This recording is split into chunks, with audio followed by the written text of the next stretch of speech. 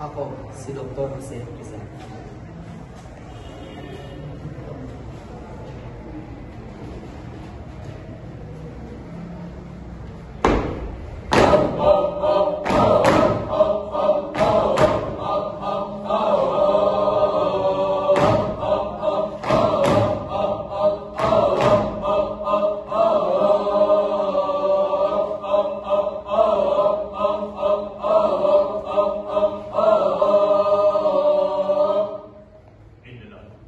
Where the sun first kissed the body, was born a son whose fire could never be silenced!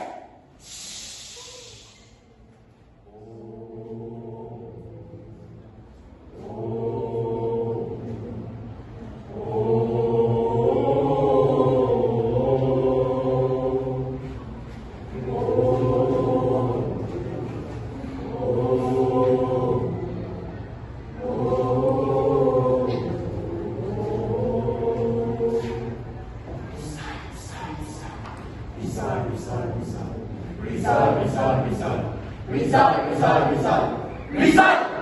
He was born in Calamba, with ink in his veins, a child of prophecy, bound by no chains. With pen and paper, he drew his sword. No blood, no pain, just truth in his words. Rizal, the light, the land of darkness.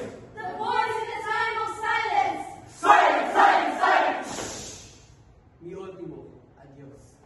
He rode in the night, a farewell of sorrow, a deepened of light. He walked with chains, but stood with pride. He faced the gun, but never dies.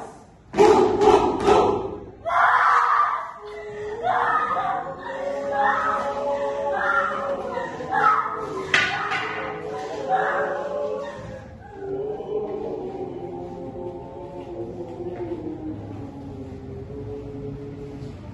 The rifles tried. But the truth survived. He feared his sword more than a blade. They silenced him, yet truth remained. They silenced him. Yet truth remained. He woke a nation from its slumber.